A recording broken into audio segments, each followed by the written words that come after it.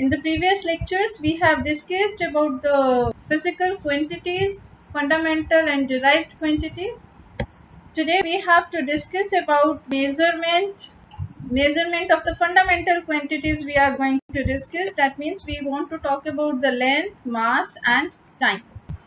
So we are going to begin with the measurement of length. That is the fundamental quantity. Of course, you all are aware of the length is the distance between 2 points. And when we talk about the length, the distances, they are varying from 10 to minus 14 meter to 10 raised to the power 25 meter. If we talk about the all the things present in the universe. So few distances like 10 to minus 5 meter to 10 to 2 meter that can be measured by the direct methods. It means you can have that object with you and you can measure the distance or the length. While for the some distances, some small or large distances, indirect methods are also used. So if I talk about the direct methods first, then of course meter rod you can measure by simply using a scale. The devices are there, like you can use the vernier calipers, you can use the screw gauge to measure the small distances, and we can have the inch tapes with us to measure the large distances. We are having the scales with us.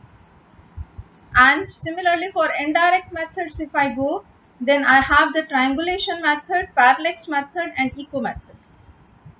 So main focus we are going to do today with the indirect methods with you, that is triangulation method.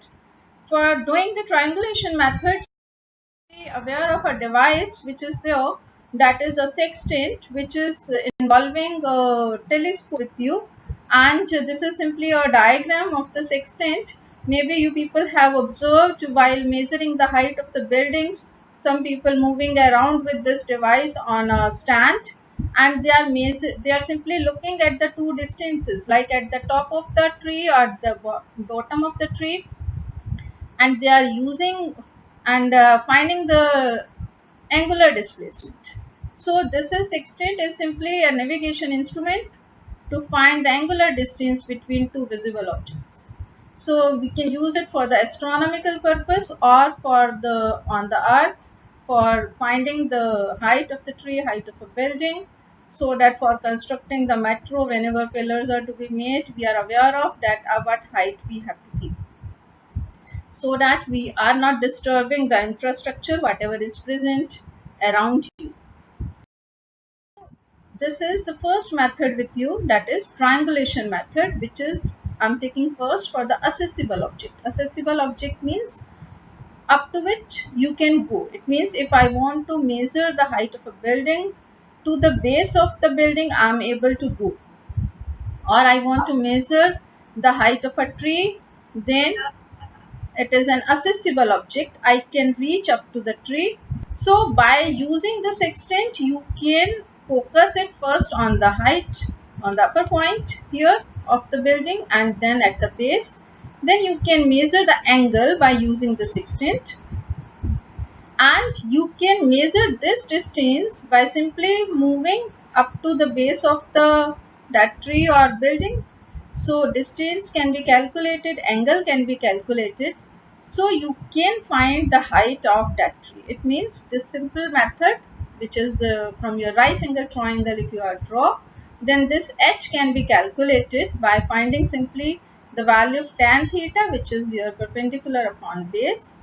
Base is the distance, BC is known, and AB can be calculated, which is given by x tan theta, where theta of this we can calculate by using the sextant.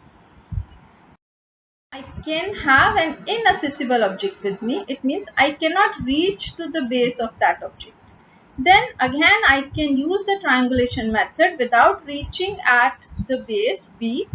What it is, I can simply find this angle theta 1 by from point A1 from a given point. That will be, of course, if I see tan theta, that will be equals to h upon base x1. So if I write cot theta 1, that it will be equals to this year's base upon height. So A1b upon CB. So you can write it as x1 upon h. Similarly, now if you move to the another point, that is A2, then again you can find the angle theta 2 by using sextant, of course. Then you can find cot theta 2, and which is coming out to be x2 upon h. So if you subtract the 2, that is cot theta 2 minus cot theta 1, you are getting x2 minus x1. This is, I can't measure x2, I can't measure x1, but x2 minus x1, this distance which is equals to a1, a2 can be measured. So I am using firstly from point a1, then from a2. So this distance x2 minus x1 can be calculated by simply moving, and hence you can find the height of the building or an inaccessible object by simply using this formula, which is a mathematical formula, which of this right angle triangle you all know how to find the tan theta and cot theta. So this is mathematics which you have, which we are using in the triangulation method to find the height of an inaccessible object. It means up to the base I am not able to reach. So I don't need x1 and x2.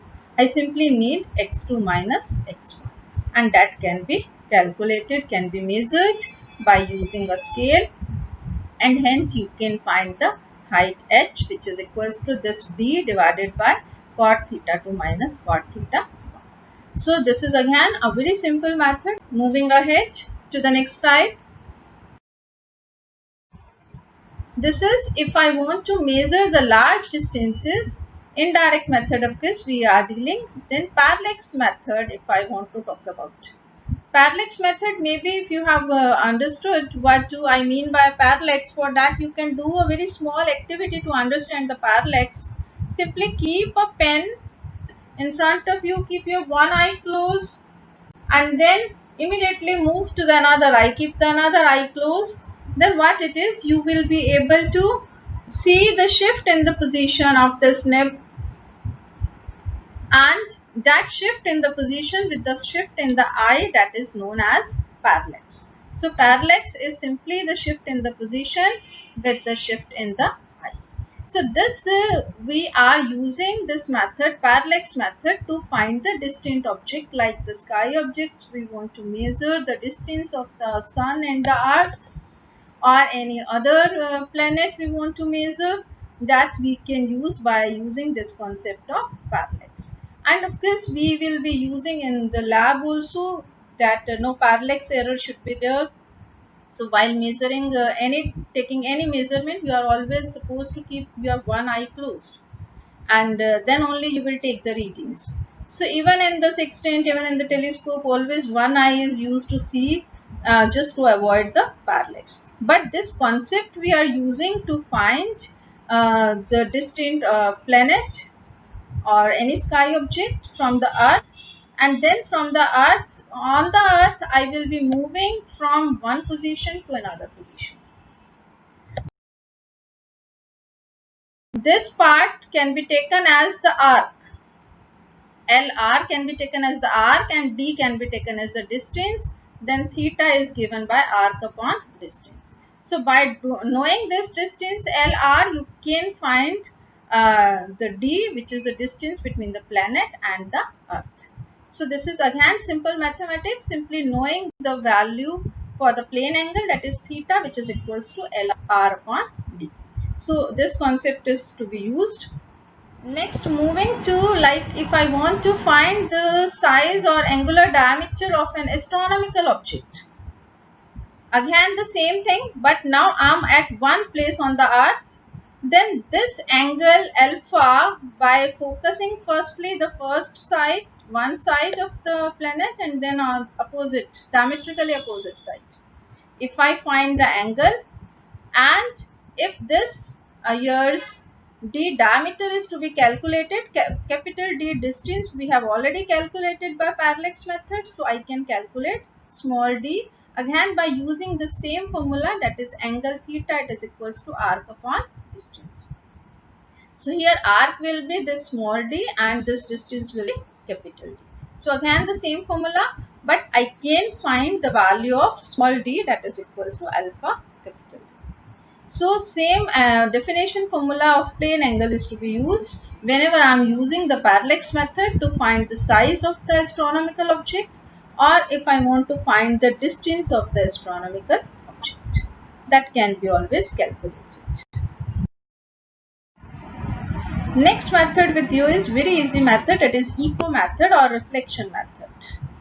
That is, if I am sending some signal to tree or some place, then the sound, it is coming back to you after some time. Maybe you have observed this, you speak something and sound is coming back to you. So that is echo. And this method which is coming by the reflection. So by what path it is going, the same path it is returning. I have simply drawn two parallel lines simply to show you that the distance s will be same while going and while coming back. So if this is the distance and we know the formula for the velocity, velocity is distance upon time, but this is twice of the distance. The signal is traveling twice of the distance. So 2s it is equals to v into t. If I take v is the velocity of sound, then I can find the distance s by simply knowing this. So this formula is simply we are getting by the reflection method and by having the knowledge of the formula of the velocity, which is equals to distance upon time, and here distance or the displacement is twice of s. So s can be calculated. So we are using in the laser also to find distance of the astronomical objects. We can send the signal and that signal is coming back to us. We are having the transmitter receiver arrangements with us. We can measure the time t very accurately when we are sending the signal, when we are getting back the signal, and hence we can find the distance. Of course, for your awareness, you should be aware of the full form of laser. Laser means light amplification by stimulated emission of radiation. Of course, laser, maybe you have observed this also marker I am using is a laser pointer only. Laser is simply a monochromatic. Monochromatic means single wavelength, intense and unidirectional beam. So it goes along a given direction. So it is not changing its direction. So this pointer which I am using is also a laser pointer I am using to teach you people.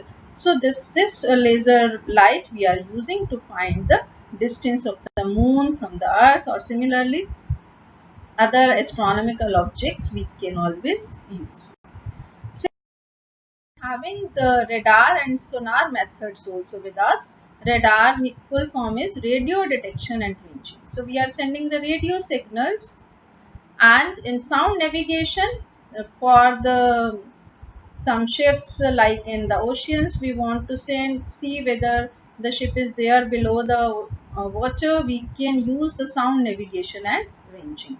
So again, in all these methods the formula used is same which we have got, but of course see here we are using for the velocity of light or the velocity of the radio waves, which is equals to 3 into 10 raised to the power 8 meter per second. So always these values for the velocities will be given. You can use these simple methods. Similarly, if I want to find the small distances, I have the electron microscope, simple microscope you have seen in 10th class in biolab, and we can have the electron microscope by which I can measure the smaller distances, and that is up to 10 to the minus 10 meter. We can resolve the particles like in the angstroms, 0.6 angstrom and 1 angstrom is 10 to the minus 10 meter. So up to this level we can measure the small values. And because nowadays tunneling microscope is there, this is simply for your awareness, and that whenever you come across these terms, you should not get confused that what are these terms. So microscope is there, simply the improvised form of the microscopes are there, and to find the very small distance. Similarly, we are having Avogadro method also, that is to find the size of the oleic acid, molecular size of the oleic acid. So for that, this oleic acid actually is having the molecular size of 10 to the minus 9 meters. So very sufficient size, which we can see with the microscope also. But this is another method which is given by Avogadro. So this is what we are doing is we are simply dissolving 1 centimeter cube of oleic acid in alcohol to make a solution of 20 centimeter cube. And when we take 1 centimeter cube of this solution, then what it is there, then you are further dissolving it into 20 centimeter. So we are getting this concentration of the oleic acid is 1 upon 20 into 20 centimeter cube of oleic acid in per centimeter cube of the solution. So this concentration we have made just to dissolve it, and we are spreading this drop. We will take one drop from this and we will sprinkle some lycopodium powder to just observe the thickness of the water surface. We have found the thickness. Of course, we can firstly find, if we take the n drops and we say that each drop is having the V volume, then the total volume is NV. And when we have spread this solution, we will get a thin layer and we can measure its area. By simply spreading it on the graph paper, we can measure the area and we know the volume. So, amount of oleic acid, if you see according to the concentration, it is upon 20 into 20. And this is forming thickness T layer. So what it is, you can always find the formula or the value of the thickness by using this formula, that volume it is equals to area into thickness. The value for the volume is NV upon 20 into 20, and for thickness you can calculate by knowing the area, and these values are already known. So this volume of single drop will be given to you in the question and area will be given, and then you can find the thickness, and that thickness will give you the molecular size of the oleic acid. Or whatever we want to find any atom or molecular size, we can simply use this formula directly when the A and V are given to you. So this is simply to revise that range of the lengths we are having tends to minus 14 meter to tends to 25 or 26 meter for the observable universe, and there are few bigger units with us to find the large distances, which of course can be written in the SI units in terms of meter. It means 1 Fermi, that is equals to tends to minus 15 meter, 1 astronomical unit, which is equals to the distance between the sun and earth, that is found to be approximately, you can say 1.5 into 10 power 11 meter, and this is the exact value 1.496 into 10 power 11 meter. Similarly, light year, all these terms you are aware of. 1 light year, that is the distance that the light travels in 1 year, that is calculated to be 9.46 into 10 power 15 meter. Similarly, one more unit is there, that is 1 parsecond, that is 3.08 into 10 raised to the power 16 meter. And of course, it is the distance when the radius of earth is subtending an angle of 1 arcsecond. And of course, if you write parsecond in terms of light year, it is coming out to be 3.26 light year. So all these three are the bigger units for the finding the large distances. Always we will be writing it in terms of light year or parsecond depending upon, but we can give the results in SI units as well, meter, and that is why you all have studied the advantages of SI unit. Next with you is next fundamental quantity, which is mass. Of course, mass, it is measured in kilogram, quantity of matter. And when we talk about the weight, we will be talking in the chapter of gravitation, that is the force with which the body is being attracted. Like with the spring balance, you have calculated the force or the weight of the body. And smaller units, if you go 1 astronomical unit, you have studied in chemistry, that is equals to 1/12 of the mass of the carbon 12. That is 1.6 into 10 to the power minus 27 kilogram. So otherwise SI unit is kilogram, and we have already defined the mass and the value of 1 kilogram. Standard 1 kilogram mass is kept in the National Physics Laboratory, and otherwise you can use the common, that is physical balance, to measure the gravitational mass. Similarly, inertial balance is for inertial mass. Simply keep the terms with you. We will be coming to details of this in the coming chapters. Like in gravitation, we will be talking about the gravitational mass, and in chapter of laws of motion, we will be talking about the inertial mass. Similarly, large masses of the planets and stars can be used by the gravitational methods, which is given by the Newton's law of gravitation. Again, we will be talking about in the chapter of gravitation. This is simply for the awareness I am speaking to you, that masses like atomic masses, subatomic masses, we can use, we can find by using the mass spectrograph, and then by using the electric and magnetic field we can find the smaller masses also. And in the universe, if you see, the range of the masses is tends from minus 30 kilogram to 10 raised to the power 55 kilogram. And if I talk about the measurement of time, with the passage of time we have changed the methods also, and nowadays we are using the atomic clock, cesium atoms. Cesium atoms, they are made to vibrate, and those vibrations we are using between two hyperfine levels of the ground state of cesium 133. And the standard clock is kept there at the National Physics Laboratory, that is NPL, New Delhi. For the whole India, it is maintaining the standards. And nowadays, if you see, there is a great need to maintain the standards so as to give the quality. As nowadays we are talking about independent or Atmanirbhar Bharat, so we should be maintaining our standards in measurements for length, time, and mass, keeping the things up to this. Thank you.